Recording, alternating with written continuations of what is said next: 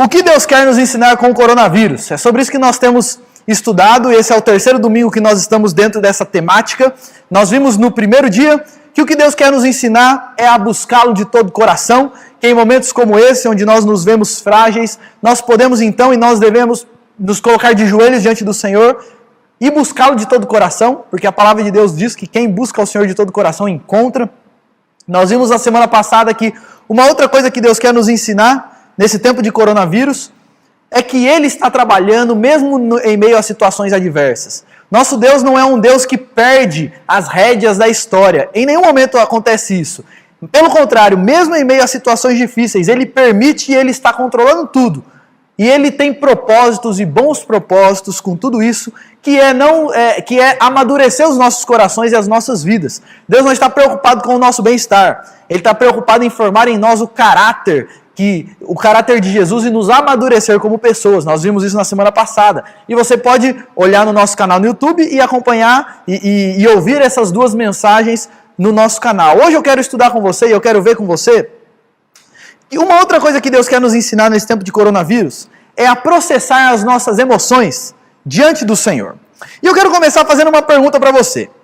Quais sentimentos a quarentena tem gerado no seu coração? Se você fosse para pensar, já faz aí uns 15, 20 dias que a gente está tudo dentro de casa. Ou se você ainda está trabalhando, pelo menos você vai trabalhar, volta e fica dentro de casa. A nossa rotina mudou, tudo mudou. Quais sentimentos que a quarentena tem gerado no seu coração? Bom, algumas pessoas, e principalmente quem não tem filhos, eles dizem o seguinte, olha, e eu tenho ouvido isso, eu já estou começando a ficar entediado de ficar dentro de casa. Não aguento mais ficar preso dentro de casa. Essa semana eu vi uns vídeos que estão circulando aí pelo WhatsApp de alguns velhinhos e alguns idosos desesperados para sair de casa. Eu vi lá um vídeo de um senhorzinho com uma chave de fenda, com um martelo tentando abrir o portão de casa porque prenderam ele para dentro. Muitos, nesse tempo de quarentena, estão vivendo um sentimento de tédio. Outros, quem não tem filho é o tédio. Agora, quem tem filho é o sentimento de agonia. Esse é um negócio que eu tenho ouvido de quem tem filho pequeno. Rapaz, eu não sei mais o que fazer. Essas crianças não param o dia inteiro, não aguenta mais ficar dentro de casa com elas, tem que ficar inventando coisa, e elas estão ficando nervosas já de ficar assim. Então, alguns já estão com um sentimento de agonia nesse tempo de quarentena, de ficar dentro de casa. Outros, e aí claro que tudo isso é brincadeira, na verdade não é muito brincadeira não, isso daí é verdade, mas outros têm sentido, e o que passa no coração é um sentimento de medo, de desespero, porque será que isso vai chegar em mim? Será que isso vai chegar na minha família?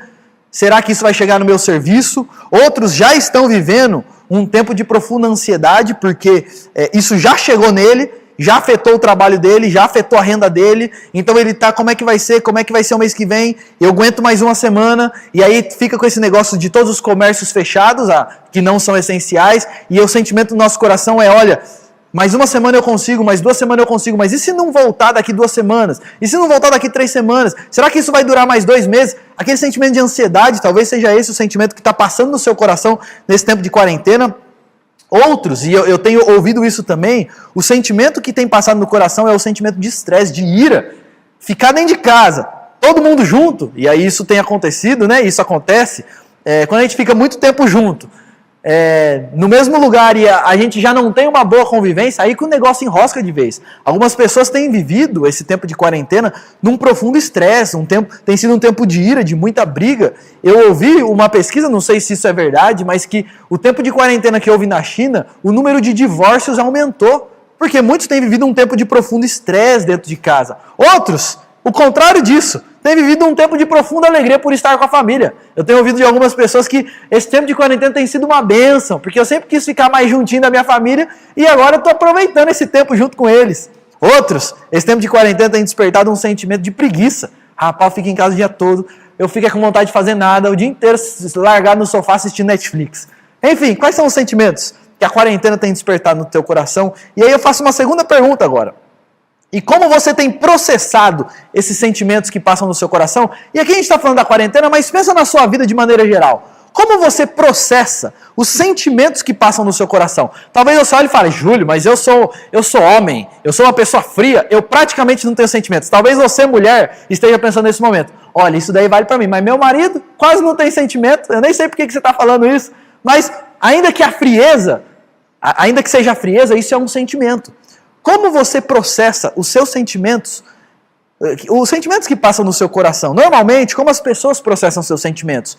Muitos vão para o lado de vícios, e eu vi essa semana numa reportagem que diz que o consumo de bebida alcoólica durante a semana, nesse tempo de quarentena, aumentou bastante.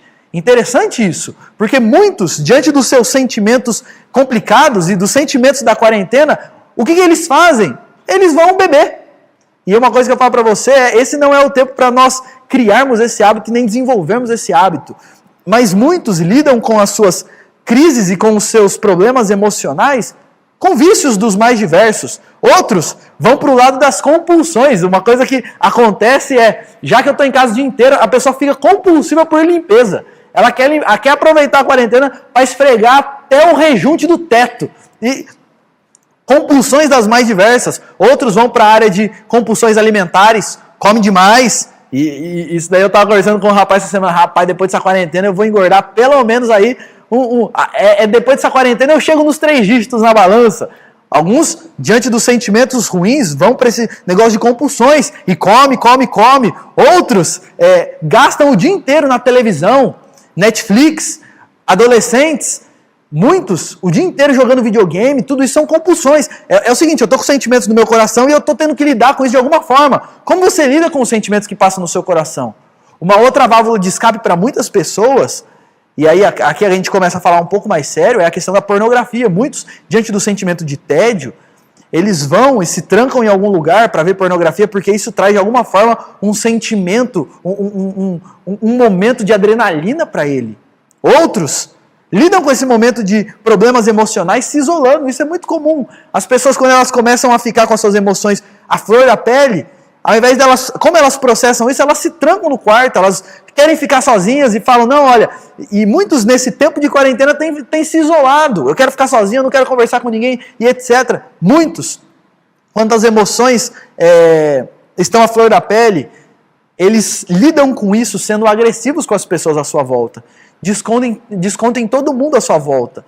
Pais que estão com seus filhos em casa e muitas vezes são agressivos até demais com seus filhos e dão disciplinas desproporcionais ao que eles estão fazendo.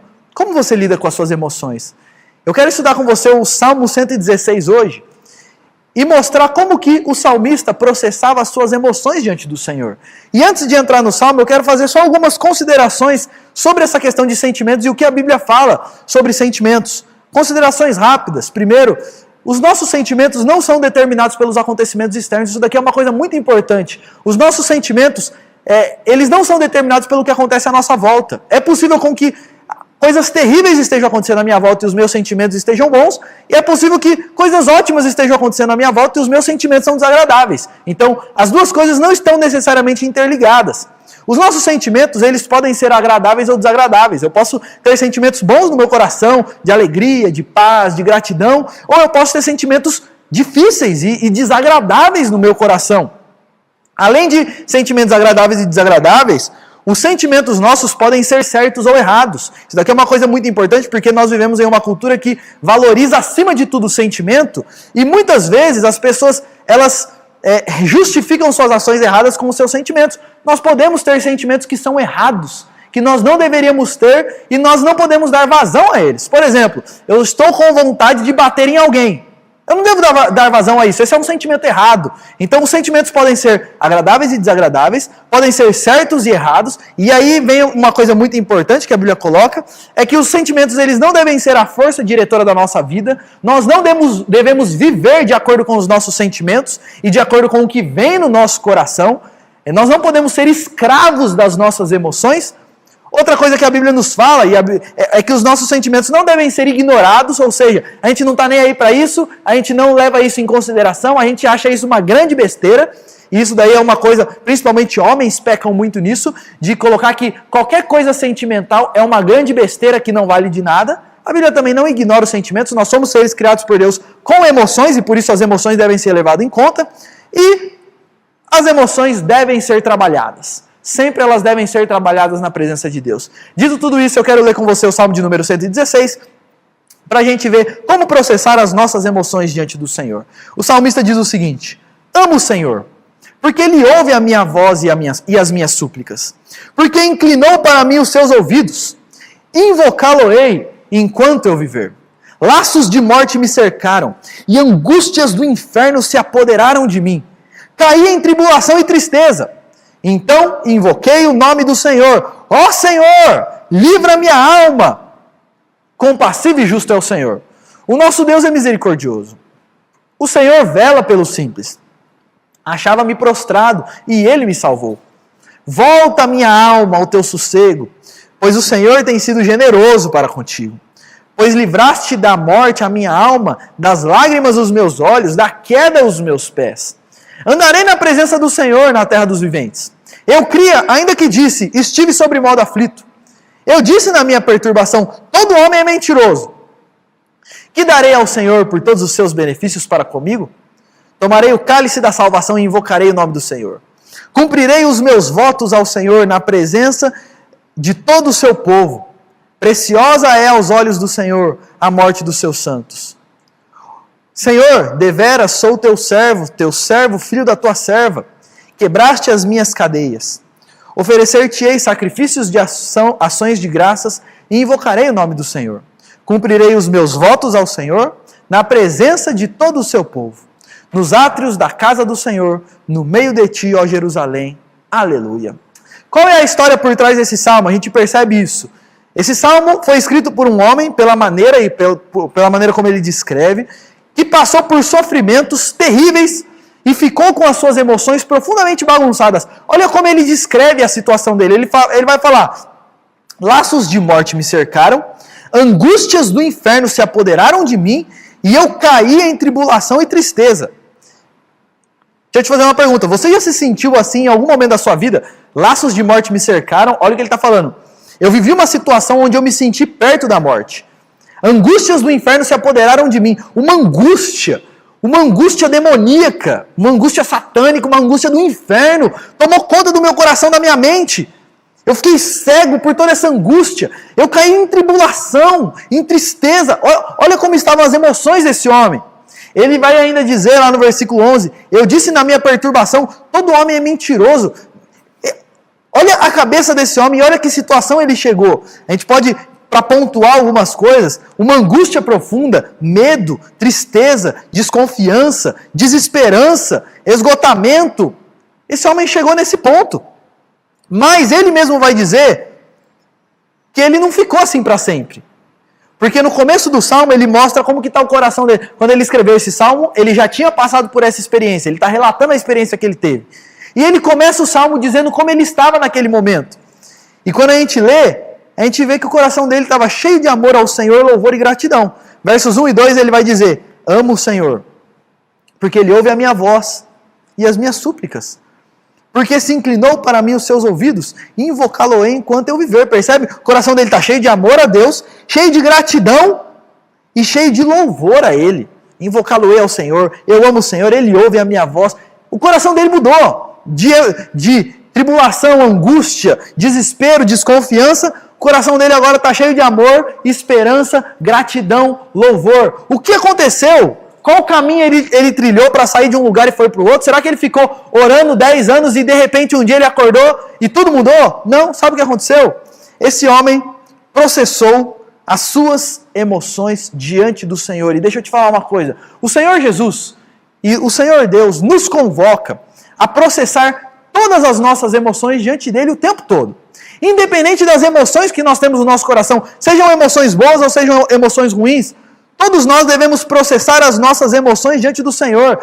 A gente percebe nesse texto que mesmo as pessoas que caminham com Jesus podem viver momentos de profunda confusão emocional. Mesmo pessoas, esse homem era um homem que caminhava com o Senhor, mas mesmo ele viveu esse momento de profunda angústia. Então a gente vê, não é porque eu sou crente e que eu caminho com o Senhor, que eu sou uma pessoa religiosa e etc., que não vão ter momentos na minha vida onde eu vou ficar confuso, onde as emoções estarão à flor da pele e eu não vou saber o que fazer. Todos nós vivemos momentos de profunda confusão emocional. E uma outra coisa que é importante dizer antes de eu entrar no texto, é que embora a experiência do salmista tenha sido uma experiência ruim, nós devemos processar não só as emoções desagradáveis diante do Senhor, mas também as emoções agradáveis. Porque quando nós não processamos as nossas emoções diante de Deus, as emoções ruins e não processados diante do Senhor, enche o nosso coração de desespero, agonia e desesperança.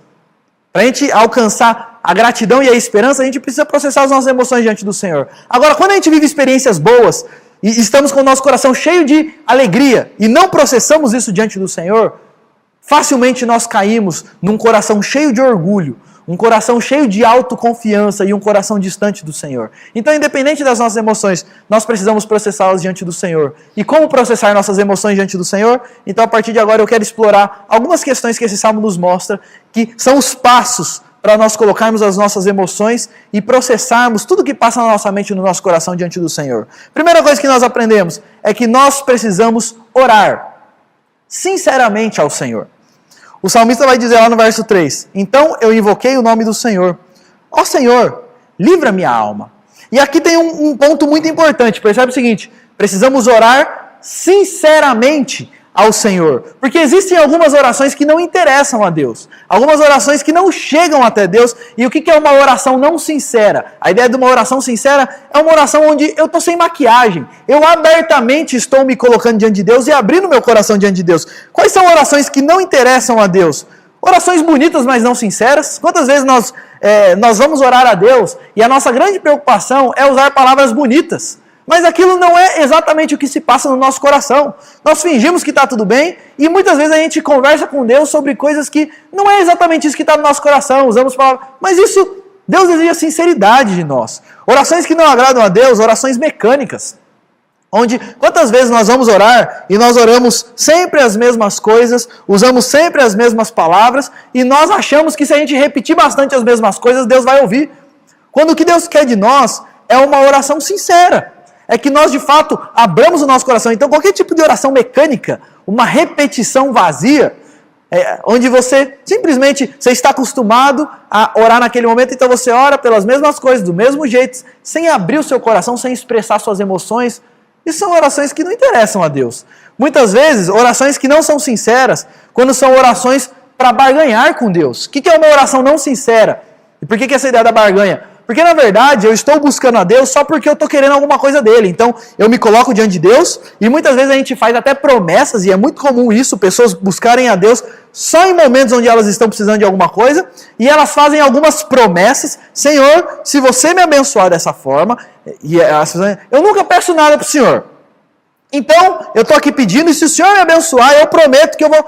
Como se Deus fosse algum tipo de vendedor que está lá esperando alguns sacrifícios nossos para nos abençoar. Esse tipo de oração não agrada a Deus. Isso não é uma oração sincera, isso não é uma oração de quem tem relacionamento com Deus. Essa é uma oração para barganhar com Ele.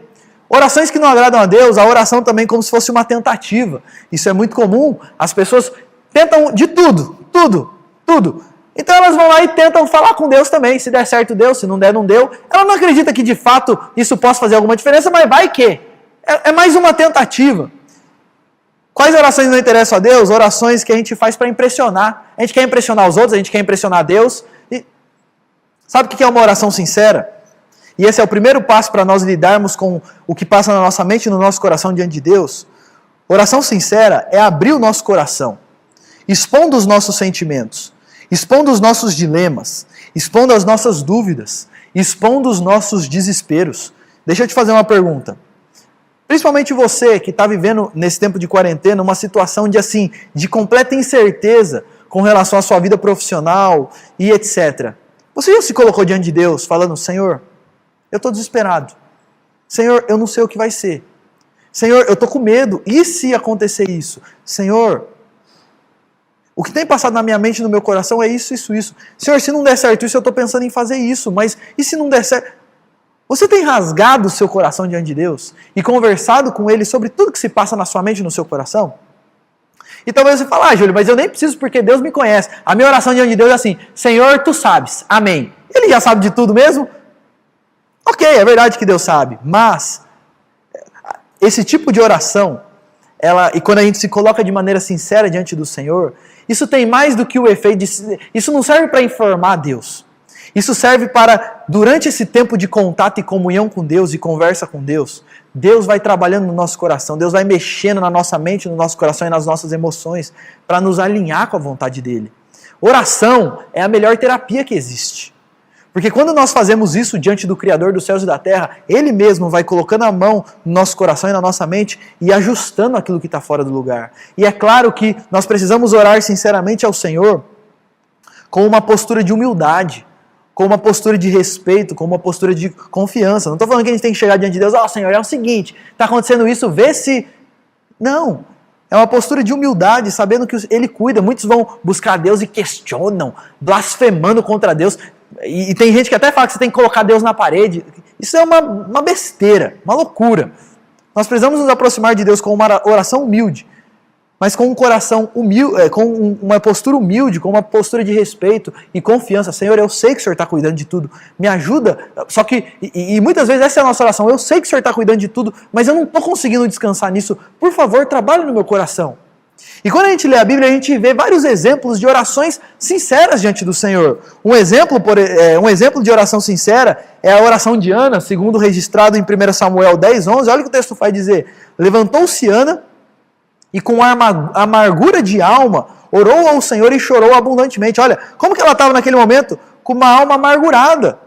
Ela orou ao Senhor, chorou abundantemente e fez um voto dizendo: Senhor dos exércitos, se você benignamente atentares para a aflição da tua serva, e de mim te lembrares, e da tua serva não te esqueceres, e lhe deres um filho varão, ao Senhor o darei por todos os dias da sua vida. E aqui Ana, ela por muitos anos queria ter um filho e não conseguia ter, e ela se coloca diante de Deus falando: Senhor, se o Senhor me der um filho, eu vou consagrar esse filho ao Senhor.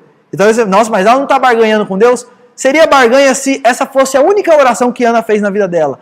Mas ela tinha uma vida constante de oração e comunhão com o Senhor. E ela fala: Senhor, eis-me aqui, eu não aguento mais, chorando abundantemente. E a Bíblia vai dizer que Deus deu um filho para ela. E ela consagrou esse filho ao Senhor. E esse filho foi Samuel, que foi um grande homem do Senhor. Oração de Davi, um outro exemplo de uma oração sincera. Salmo 13, versos 1-3. Olha o que Davi diz. Até quando, Senhor? Esquecer-te-ás de mim para sempre? Até quando ocultarás de mim o teu rosto? Até quando eu estarei relutando dentro da minha alma, com tristeza no coração cada dia? Até quando se erguerá contra mim o meu inimigo? Atenta para mim, responde-me, Senhor Deus meu. Ilumina-me os olhos para que eu não durma o sono da morte. Olha a sinceridade de Davi. Senhor, até quando, Senhor? A sensação que eu tenho é que o Senhor está esquecendo de mim. A sensação que eu tenho é que o Senhor está virando o rosto para mim. Até quando essa situação, Senhor? Sinceridade, oração sincera diante do Senhor. Um outro exemplo de oração sincera é o próprio Jesus. Mateus 26:39. Se aproximando a morte de Jesus, ele sabendo disso, ele agoniado com essa situação, porque ele sabia o quanto ele ia sofrer, ele ora ao Pai dizendo: meu Pai, se possível, passa de mim esse cálice, todavia não seja como eu quero, e sim como tu queres. Ele foi sincero. Mas percebe, com uma postura de humildade, respeito e confiança diante do Senhor. Você quer ajeitar a sua mente e o seu coração diante de Deus? A primeira coisa é orar sinceramente a esse Deus. Segunda coisa que a gente aprende nesse salmo é meditar profundamente nos atributos do Senhor. É interessante isso porque nesse salmo o salmista ora ao Senhor e aí ele começa a refletir sobre quem Deus é. Versículos 5-7 diz o seguinte: compassivo e justo é o Senhor, o nosso Deus é misericordioso, o Senhor vela pelos simples, pois o Senhor tem sido generoso. O que acontece é que nós temos uma tendência diante das dificuldades e das lutas da vida. Nós tendemos a nos esquecermos de quem Deus é, nos esquecermos da bondade de Deus e da soberania de Deus, e nós temos uma tendência a avaliarmos tudo pelos nossos sentimentos, inclusive o próprio Deus. Eu não sei se você percebe isso, mas quando a gente fica com as nossas emoções à flor da pele, quando os sentimentos começam a tomar conta do nosso coração e da nossa mente, e a gente começa a ficar meio perturbado, a gente tende a avaliar todas as coisas que acontecem na nossa vida a partir daquilo que a gente está sentindo, e muitas vezes a gente avalia até Deus a partir daquilo. E é muito importante, então, nesses momentos, a gente não só orar a Deus, mas enquanto nós oramos a Deus, nós refletirmos e meditarmos nos atributos de Deus, em quem Deus é. Ele vai falar que Deus é compassivo. O que é ser compassivo? Ele está refletindo e dizendo: Deus é aquele que me compreende. Mesmo quando eu estou confuso, sem me condenar. Eu posso me colocar diante de Deus em oração, mesmo estando com a mente toda bagunçada, porque Ele é compassivo, Ele me entende. Ele se estende as suas mãos para mim. Além disso, a ideia de compassivo é que Deus me perdoa e me recebe mesmo quando eu erro. E quando a gente está em momentos de confusão, a gente faz um monte de coisa errada. Meditar de que Deus é um Deus compassivo, que mesmo eu fazendo tudo errado, eu estando confuso, eu colocando os pés pelas mãos, esse é um Deus que me perdoa e me recebe. A gente precisa meditar nos atributos de Deus em momentos de luta. Ele vai falar que Deus é justo. A ideia de Deus é justo, ele está dizendo, ele conhece a situação, Deus conhece a intenção do meu coração. E eu não sei se você percebe isso, mas quando a gente vive momentos de confusão, as pessoas à nossa volta falam um monte de coisa no nosso ouvido. Falam um monte de coisa para nós, muitas vezes até nos condenando e etc. Quando eu medito que Deus é justo, eu sei que Ele conhece o meu coração. Independente do que as pessoas falam e pensam de mim, o Senhor conhece o meu coração. E Ele está cuidando das injustiças que eu sofro também. Muitas vezes nós sofremos porque pessoas estão sendo injustas conosco. Meditar no atributo de Deus, na justiça de Deus, nos acalma o coração. Deus é justo. Ele está cuidando das injustiças que acontecem à minha volta. Não só Deus é compassivo e justo, Ele vai falar também que Deus é misericordioso. Um ser misericordioso, Ele está dizendo, Deus é aquele que me sustenta em meio às minhas fraquezas. Eu sou fraco, mas Deus é forte. Ele é aquele que não me esmaga. Mesmo eu merecendo isso. Mesmo eu merecendo que Ele me despreze e me esmague nas minhas lutas, porque eu faço um monte de coisa que eu não deveria. Ele não faz isso. Ele é capaz de me tirar dessa condição, mesmo sem eu merecer. Esse é o meu Deus. O que o salmista está fazendo? Enquanto ele ora a Deus, ele vai meditando em quem Deus é. Isso vai alimentando o coração dele, isso vai colocando as emoções dele no lugar. Ele vai dizer que Deus é aquele que vela pelo simples. A ideia é que Deus tem um olhar carinhoso para aqueles que são quebrantados de coração. A ideia do simples são as pessoas humildes, são as pessoas que muitas vezes os outros desprezam. Deus é aquele que tem um olhar carinhoso para um coração quebrantado. Esse é o nosso Deus. E quando eu me coloco diante dele em quebrantamento, eu posso ser quem for. Ele vela pelo simples. Ele vai dizer também, uma outra característica que ele pontuou de Deus é que Deus é um ser generoso. Deus é aquele que tem prazer em abençoar. Quantas generosidades da parte de Deus nós já recebemos. Na verdade, tudo de bom que nós vivemos na nossa vida é fruto da generosidade de Deus. Você percebe o que o salmista está fazendo? Ele se coloca diante de Deus, ora sinceramente a Deus com relação àquilo que ele está vivendo e começa a meditar em quem é o Deus que ele serve, em quem é o Deus que ele está buscando. Isso vai alimentando o coração dele, e além de meditar em quem Deus é, ele também relembra e agradece a Deus pelo que ele faz. Ele medita em quem Deus é e também no que Deus faz, e ele relembra as bênçãos e agradece as bênçãos derramadas. Essa é uma terceira coisa que ele faz para processar as emoções diante de Deus. Oro sinceramente, medito em quem Deus é, relembro e agradeço as bênçãos que ele já derramou. Versos 6 e verso 8, ele diz, o Senhor vela pelo simples, eu achava-me prostrado e ele fez o que? Ele me salvou. Pois livrastes, verso 8, da morte a minha alma, das lágrimas dos meus olhos, da queda dos meus pés. O que ele está fazendo? Ele está relembrando, ele está olhando para trás e falando, eu estive numa situação perto da morte e o Senhor me livrou. Eu passei noites chorando e o Senhor secou minhas lágrimas. Eu quase caí, mas o Senhor segurou os meus pés. Ele está olhando para trás e vendo todas as bênçãos que Deus já derramou. Vou fazer uma pergunta para você.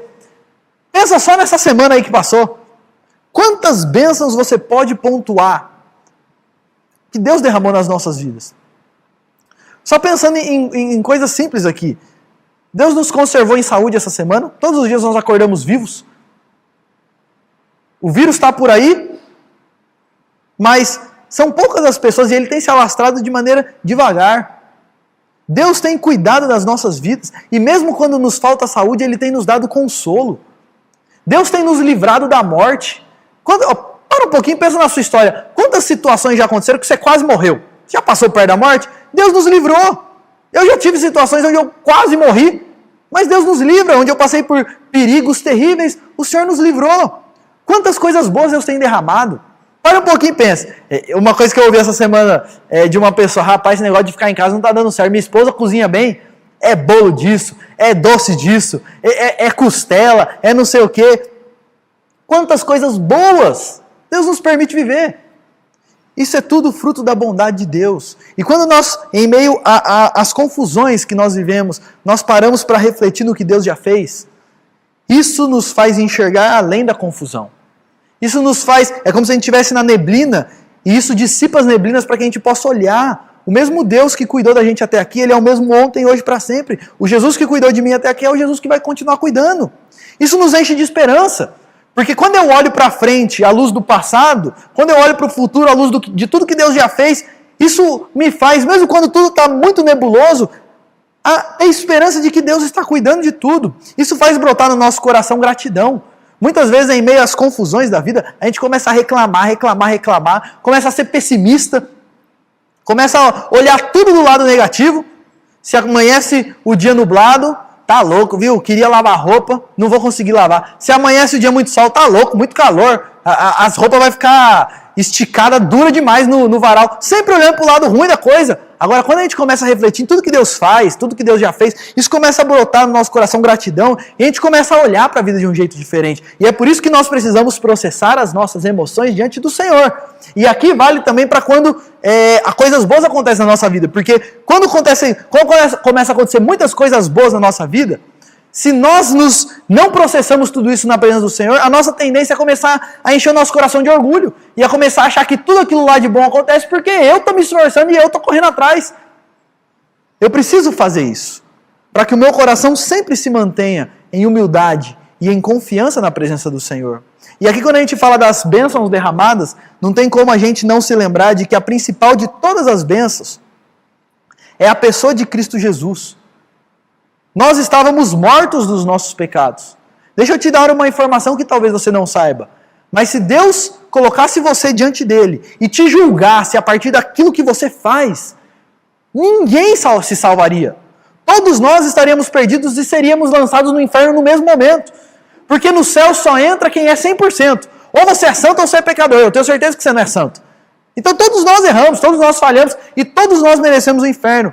E por isso, a Bíblia vai dizer que Deus amou o mundo, e como o homem nunca poderia ir até Deus, Deus veio até o homem, e ele amou o mundo de tal maneira que deu o seu Filho unigênito, a pessoa de Jesus Cristo, que viveu a vida perfeita. Ele merecia ir para o céu, ele não merecia ir para o inferno porque ele foi perfeito, e ele morreu naquela cruz porque a ideia é que ele tomou sobre si a nossa condenação, para que nós pudéssemos ter libertação, salvação e pudéssemos ser livres da culpa do nosso pecado. E é por isso que a maior de todas as bênçãos que Deus derramou é Cristo Jesus, porque Jesus não muda simplesmente a nossa vida aqui, mas Ele muda a nossa eternidade. Jesus é o único caminho para nós irmos para o céu, para nós morrermos em paz. Eu sempre brinco que nós não sabemos como a gente vai morrer, mas a gente precisa estar pronto para morrer. E só tem uma maneira de nós estarmos prontos para morrer.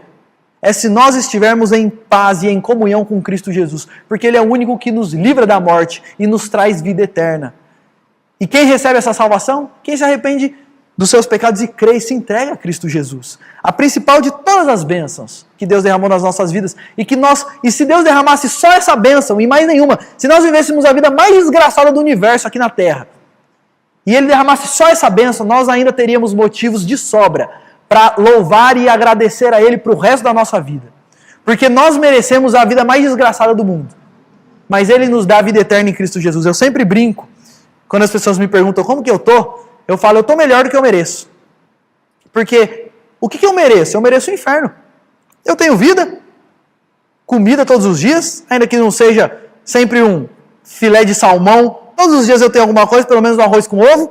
Eu tenho uma família, eu tenho amigos. Eu estou muito melhor do que eu mereço. E ainda que eu estivesse numa cama, hospitalizado, perto da morte, eu ainda estaria muito melhor do que eu mereço, porque eu sei que eu vou morrer e vou para o céu. A maior bênção que Deus derramou é Cristo Jesus, e nós precisamos louvá-lo e refletir sobre isso constantemente. E o autor de Hebreus, falando de Jesus e da salvação em Jesus, ele vai dizer o seguinte: tendo, pois, a Jesus, o Filho de Deus, como grande sumo sacerdote, que penetrou os céus, conservemos firmes a nossa confissão. E olha o que ele vai dizer: acheguemo-nos, portanto, confiadamente junto ao trono de graça, a fim de recebermos misericórdia e acharmos graça para socorro em ocasião oportuna. Nós podemos nos colocar diante de Deus e achar graça diante do trono de Deus só porque Jesus veio e morreu por nós. Nós só podemos processar as nossas emoções diante de Deus porque Jesus abriu o caminho para nós. E é por isso que essa é a principal bênção derramada por Deus nas nossas vidas, e nós precisamos refletir e agradecer a Ele por isso. Deixa eu te fazer uma pergunta.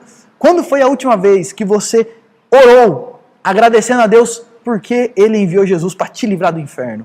E se você ainda não tem essa convicção, Jesus está te chamando hoje para se entregar a Ele e receber a salvação, porque a Bíblia vai dizer que todo aquele que invocar o nome do Senhor Jesus será salvo. Se com a tua boca confessares o Senhor Jesus e no seu coração crer que Deus o ressuscitou dentre os mortos, você é salvo. Essa é a salvação maravilhosa, a vida eterna que temos em Cristo. E nós precisamos louvar a Deus. Então, primeira coisa, como processar nossas emoções diante de Deus? Ore sinceramente ao Senhor. Segundo, medite em quem Deus é, nos atributos de Deus. Terceiro, relembre as bênçãos e agradeça as bênçãos derramadas na sua vida. Quarta coisa que esse salmo nos ensina, pregue para você mesmo.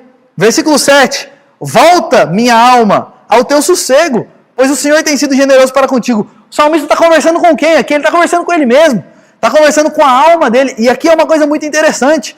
Depois de você meditar nos atributos de Deus e relembrar dos feitos de Deus, você precisa pregar isso para si mesmo. Sabe por quê? Nós vivemos em uma cultura que diz o seguinte, ouça o seu coração. Você já ouviu isso? Faça o que o seu coração mandar. Diante de uma situação, o que o seu coração está mandando? Isso é o que a nossa cultura diz. Sabe o que a palavra de Deus nos diz? Sabe o que Deus nos ensina?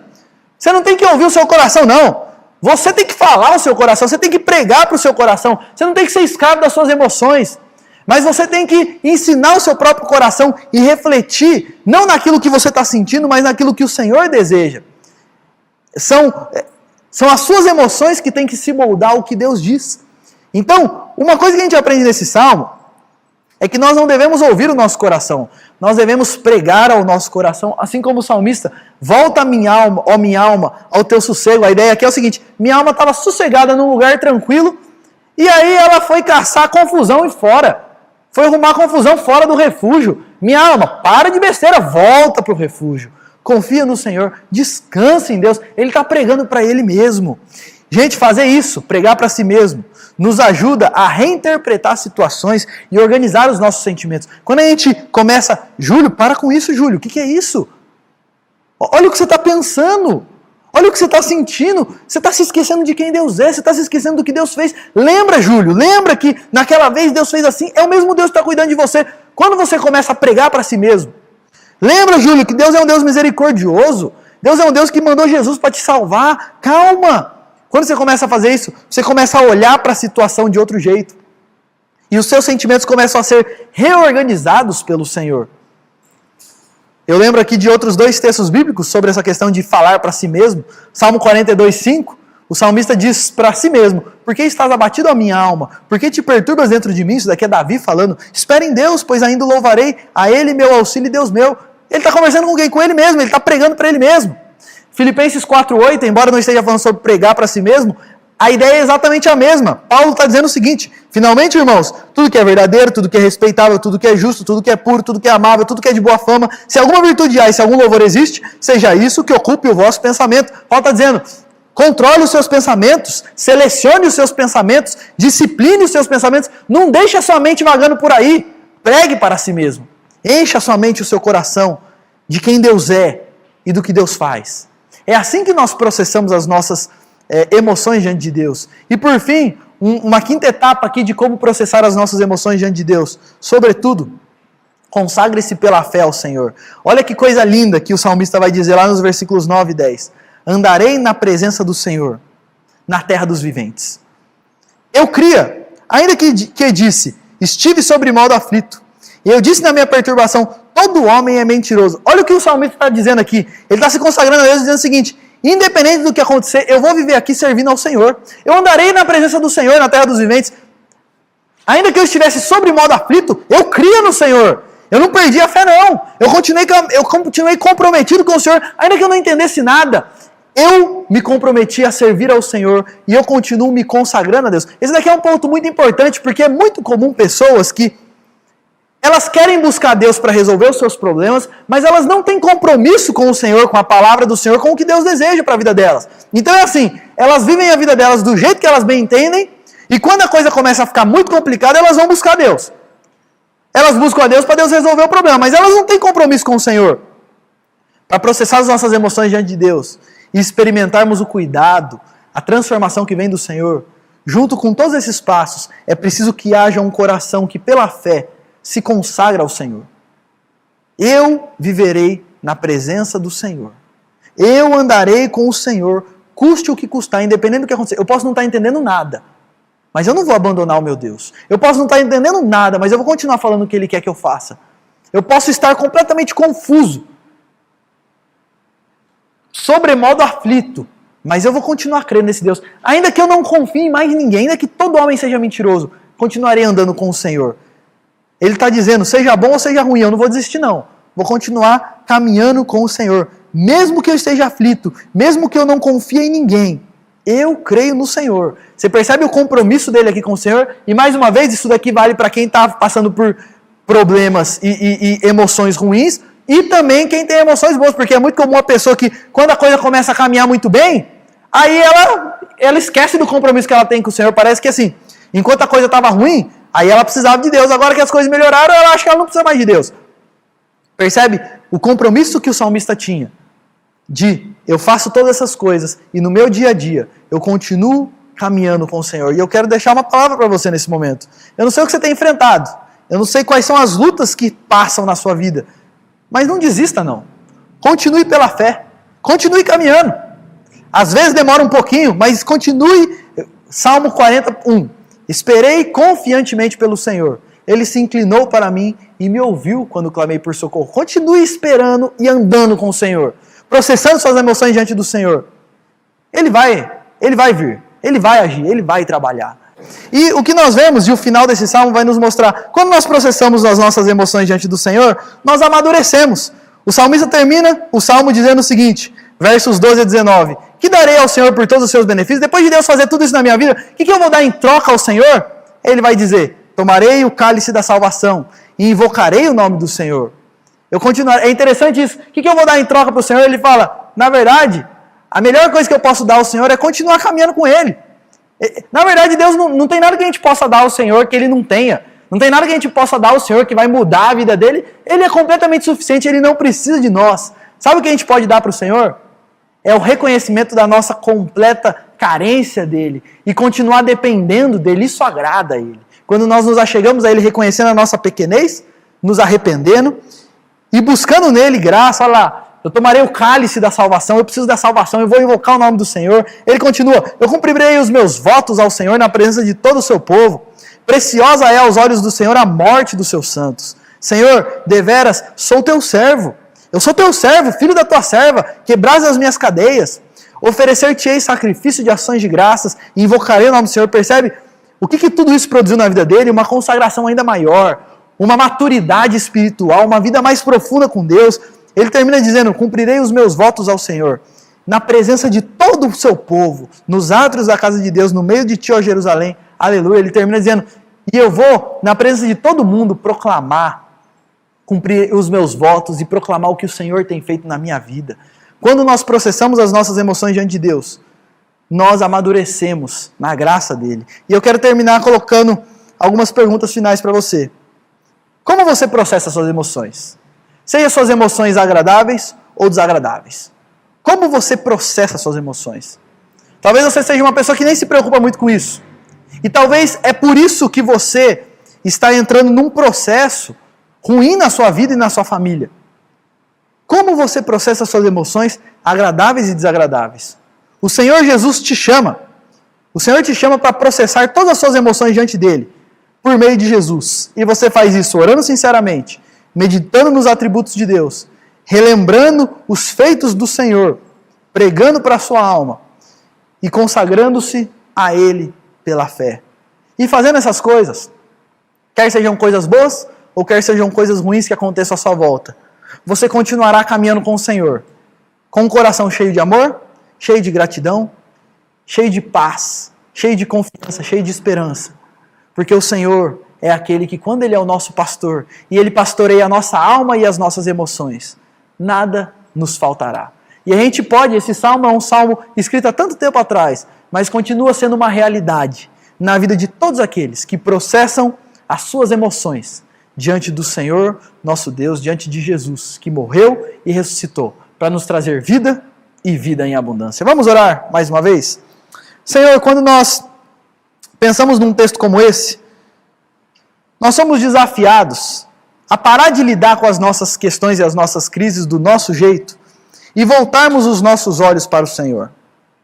E eu quero pedir, primeiro por aqueles que estão nos acompanhando e têm vivido um tempo de profunda confusão emocional, profunda perturbação, ou às vezes não é uma profunda perturbação, mas esse tempo de quarentena tem trazido no coração deles sentimentos de tédio, de agonia, de estresse, de desespero, de medo, de ansiedade, ou qualquer outro tipo de sentimento. Eu quero colocar a vida dessas pessoas diante do Senhor e pedir que o Senhor trabalhe no coração delas, para que elas estejam processando todas essas emoções na presença do Senhor, trabalhando essas emoções diante do Senhor, apresentando as suas mentes e os seus corações diante do Senhor, sabendo que em Cristo Jesus nós temos renovo, nós temos restauração, nós temos um novo direcionamento, nós temos vida, nós temos paz, como o próprio Senhor Jesus disse.